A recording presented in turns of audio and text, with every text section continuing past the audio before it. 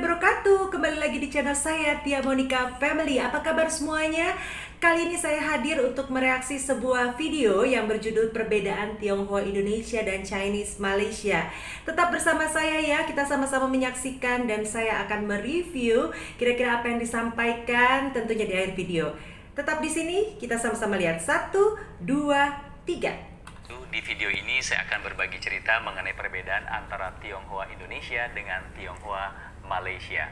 Video ini saya buat karena saya tertarik setelah melihat beberapa komentar yang ada di video saya yang satu ini. Video ini sebetulnya bercerita mengenai warga Tiongkok yang dulu lahir dan besar di Indonesia, namun karena kondisi sosial politik yang kurang menguntungkan pada tahun 50-an hingga 60-an, akhirnya mereka terpaksa pindah ke Tiongkok. Namun karena kecintaan mereka terhadap Indonesia, sampai saat ini mereka masih bisa berbahasa Indonesia, bahkan bisa menyanyikan lagu-lagu kebangsaan Indonesia. Seperti apa? Ini dia ceritanya.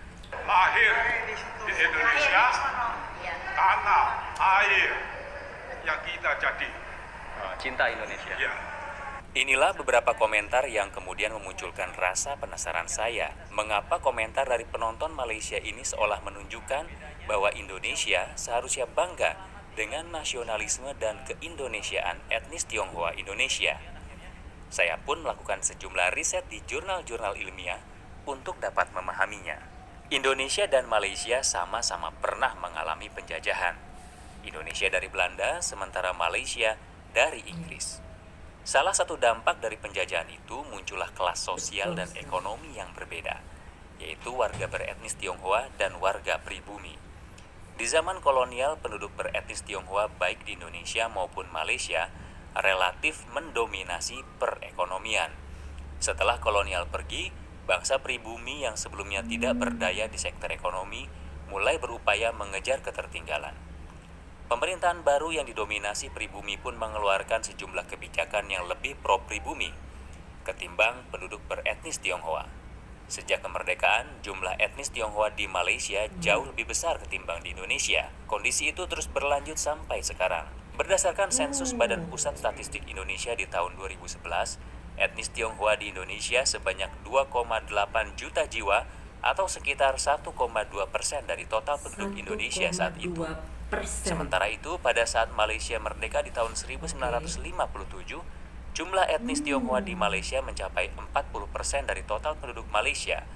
Berdasarkan sensus tahun 2010, persentase jumlah etnis Tionghoa di Malaysia mencapai sekitar 7 juta orang atau sekitar 1/5 dari 28 juta penduduk Malaysia. Perbedaan jumlah demografi ini sangat menentukan nasib etnis Tionghoa di masing-masing negara setelah kemerdekaan. Karena jumlahnya yang sedikit, pemerintah Indonesia di masa lalu menerapkan kebijakan asimilasi terhadap etnis Tionghoa. Intinya, pemerintahan Indonesia di masa lalu fokus untuk memastikan bahwa etnis Tionghoa dapat melebur dengan penduduk pribumi. Sementara pemerintah Malaysia menerapkan kebijakan yang akomodatif terhadap etnis Tionghoa. Pemerintah Malaysia lebih fokus untuk cukup memastikan bahwa etnis Tionghoa dapat menerima simbol-simbol negara seperti bahasa Melayu sebagai bahasa nasional. Pada saat bersamaan, etnis Tionghoa tetap dapat memelihara identitas dan budaya mereka. Pada tahun 1960-an, pemerintah Indonesia meminta etnis Tionghoa untuk menggunakan bahasa Indonesia, di antaranya dalam penamaan toko-toko yang sebelumnya beraksara Mandarin. Pemerintah juga melarang penerbitan surat kabar berbahasa Mandarin. Hanya satu yang tersisa, yaitu Indonesia Ribau, yang didukung kalangan militer. Walaupun sebenarnya, koran ini hanya terdiri dari 8 halaman, 4 halaman diantaranya saja yang berbahasa Mandarin. Pada tahun 1960-an, warga etnis Tionghoa juga diminta mengganti nama dalam Mandarin ke nama yang lebih mengindonesia. Kebijakan yang paling berpengaruh terhadap hilangnya budaya Cina di Indonesia terjadi tahun 1957. Saat itu warga etnis Tionghoa diminta pemerintah untuk menyekolahkan anak-anaknya di sekolah Indonesia.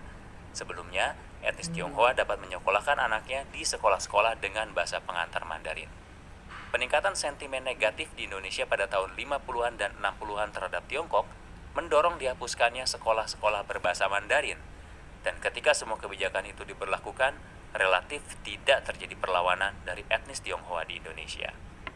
Berbeda dengan di Malaysia, kalangan nasionalis Melayu sejak kemerdekaan di tahun 1957 berkeinginan kuat untuk menjadikan bahasa Melayu sebagai bahasa nasional. Namun, pemerintah tetap menjadikan bahasa Inggris sebagai bahasa resmi Malaysia. Kalangan nasionalis Melayu pun terus menekan pemerintah hingga akhirnya terjadi kerusuhan antar etnis di tahun 1969. Penduduk non-Melayu seperti etnis Tionghoa dan India melakukan perlawanan. Kerusuhan antar etnis yang terjadi di tahun 1969 ini akhirnya mengonsolidasikan sistem politik dan hubungan antar etnis di Malaysia. Walaupun bahasa Melayu mulai ditetapkan sebagai bahasa resmi di dunia pendidikan formal, penggunaan bahasa asing lain seperti Mandarin dan Tamil tetap diperbolehkan, terutama di sekolah-sekolah swasta. Pada tahun 1969, Perdana Menteri Tun Abdul Razak menyatakan bahwa budaya Malaysia harus berdasarkan budaya bangsa asli Malaysia, yaitu Melayu. Pada Kongres Kebudayaan Nasional pertama di tahun 1971, sebuah resolusi dikeluarkan yang intinya menyatakan bahwa budaya Malaysia harus berdasarkan budaya lokal, yaitu budaya Melayu. Kebijakan tersebut mendapat tantangan dari etnis non-Melayu seperti etnis Tionghoa dan India. Mereka pun melakukan perlawanan. Di antaranya terlihat ketika pada tahun 70-an, Universitas Teknologi Malaysia mengatur wisudawan pria untuk mengenakan peci pada saat wisuda. Etnis Tionghoa Malaysia menolak untuk mengikuti aturan tersebut dan akhirnya kebijakan tersebut pun dibatalkan. Menyadari akan kekuatan politik dan ekonomi etnis Tionghoa, Anwar Ibrahim saat menjabat Menteri Budaya, Pemuda, dan Olahraga membuka dialog dengan asosiasi-asosiasi etnis Tionghoa dan menyatakan bahwa pemerintah Malaysia tidak bermaksud untuk mengasimilasikan atau meleburkan etnis Tionghoa ke penduduk Melayu. Asosiasi-asosiasi Tionghoa Malaysia pun mengajukan usulan agar budaya Malaysia berdasarkan multiras ketimbang berdasarkan ras tunggal.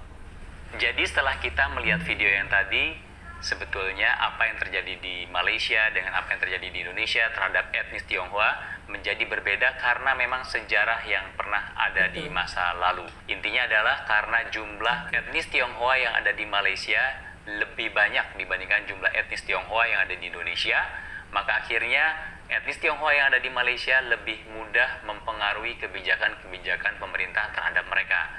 Sementara di Indonesia, karena jumlah etnis Tionghoa di Indonesia jumlahnya jauh lebih sedikit, akhirnya mereka pun tidak dapat melakukan perlawanan yang berarti ketika pemerintah menerapkan sebuah kebijakan yang akhirnya lambat laun mengurangi warna budaya Cina yang ada di Indonesia. Dan akhirnya seperti yang kita lihat saat ini, kalau kita ke Malaysia, itu kita akan sangat dengan mudah menemukan ekspresi budaya Cina di Malaysia. Misalnya mereka masih menggunakan bahasa Mandarin dalam kehidupan sehari-hari. Namun di Indonesia, kita akan kesulitan untuk menemukan dengan mudah ekspresi budaya Cina di Indonesia. Kalaupun kita ingin menemukannya, biasanya kita harus ke tempat-tempat tertentu.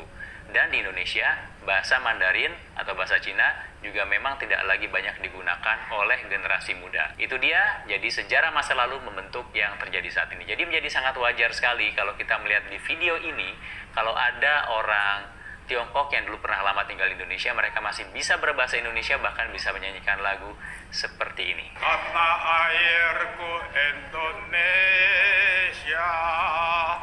negeri elok amatku cinta. Itu dia, semoga bermanfaat. Ismail Fahmi bagi cerita. Yang ku puja sepanjang masa. Oke, terima kasih Ismail Fahmi sudah menjelaskan dengan detail sekali kenapa Tionghoa Indonesia dengan Chinese Malaysia berbeda tentunya, terutama dalam penguasaan bahasa. Di Indonesia, etnis China itu atau etnis Tionghoa itu banyak yang sudah malah lupa bahasa Mandarinnya, terutama generasi penerusnya ya. Kebanyakan memang dalam bahasa sehari-hari mereka menggunakan bahasa Indonesia. Oh iya, satu lagi yang perlu saya garis bawahi. Di Indonesia sulit untuk melihat ekspresi budaya Tionghoa. Sebetulnya untuk saat ini mungkin lebih mudah karena apa? Kita terutama di era pemerintahan Abdurrahman Wahid, Gus Dur, tentunya etnis Tionghoa ini sangat diakomodatif oleh pemerintah, di mana dapat mengekspresikan budayanya. Contohnya adalah apabila tahun baru Imlek, tentunya kita banyak sekali melihat pertunjukan-pertunjukan barongsai. Salah satu ada budaya dari Tionghoa pastinya. dan juga itu menjadi sesuatu yang biasa kita lihat, tidak harus kita menuju ke suatu daerah. Tetapi khususnya dalam bahasa, memang bahasa itu sangat penting karena bahasa Indonesia menjadi bahasa pemersatu. Indonesia itu etniknya banyak sekali, bukan hanya etnik Tionghoa tapi etnik-etnik daerah juga banyak seperti Sunda, Jawa, Papua, kemudian juga ada Sumatera, juga ada Melayu, ada Batak, ada Bugis, ada Aceh, banyak sekali sampai 700 lebih etnis di Indonesia. Nah, kita juga patut bangga karena apa? Karena bahasa Indonesia sudah dicantumkan pada saat Sumpah Pemuda menjadi bahasa persatuan, di mana orang Indonesia, anak-anak Indonesia wajib berbahasa Indonesia di sekolah-sekolah, terutama ada pelajaran bahasa Indonesia dan mewajibkan untuk berbahasa Indonesia sebagai bahasa persatuan. Karenanya semua etnis rata-rata akan berkomunikasi dengan etnis lainnya dalam bahasa Indonesia atau bahasa persatuan sebagai orang Indonesia. Nah, di daerah sendiri ada bahasa-bahasa yang digunakan, seperti misalnya di Jawa, bahasa Sunda. Di sekolah-sekolah juga diajarkan bahasa daerah. Jadi bahasa Indonesia merupakan bahasa yang utama, tetapi bahasa daerah tergantung lokasi atau wilayah daerah di mana kita tinggal. Misalnya orang Minang yang ada di Jawa, pastinya dia di sekolahnya itu terutama sekolah negeri akan diajarkan bahasa daerah. Makanya tidak heran kalau misalnya orang Sumatera, orang Batak yang lama tinggal di Jawa, anak-anaknya terutama tinggal di Jawa, dia akan medok, ngomong bahasa Bataknya juga akan medok, bahasa Indonesia juga akan medok, atau dialeknya tuh seperti dialek Jawa. Bukan hanya orang Indonesia saja, tapi orang luar negeri yang lama di Indonesia juga selain pasti berbahasa Indonesia, kalau dia tinggal di daerah tertentu, biasanya pasti juga berbahasa daerah tertentu. Contohnya adalah salah satu YouTuber, namanya channelnya kalau tidak salah Korea Riomit ya, dia dari Malang, Mas Hansol. Nah itu dia medok sekali, orang Korea tapi medok, bahkan dia bisa bahasa Jawa yang betul-betul kental sekali, bisa tulisan, bisa membaca tulisan Jawa, Hono Coroko Doto Sowolo. Kenapa? Karena di sekolahnya, dia bersekolah diharuskan ada pelajaran bahasa Jawa. Begitu juga di Sunda, di daerah Sunda, misalnya taruhlah di Jabodetabek, Bekasi, Depok, Tangerang udah wilayah Banten ya, tapi Bekasi, Depok, Bogor itu pasti ada satu pelajaran namanya pelajaran bahasa Sunda. Mau tidak mau, anak-anak walaupun sehari-hari berbahasa Indonesia, dia mengerti bahasa daerah. Nah, ngomong-ngomong bahasa Mandarin ataupun bahasa Inggris, di sekolah internasional biasanya tentunya ada yang menjadikan bahasa Inggris menjadi acuan utama karena buku-buku pelajarannya pengantarnya bahasa Inggris, tetapi tetap bahasa Indonesia menjadi bahasa yang utama juga diajarkan.